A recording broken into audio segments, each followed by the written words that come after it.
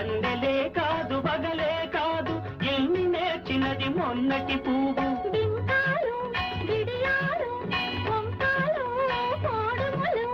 ఏమో ఎవరిదో గాని విరి గడసరి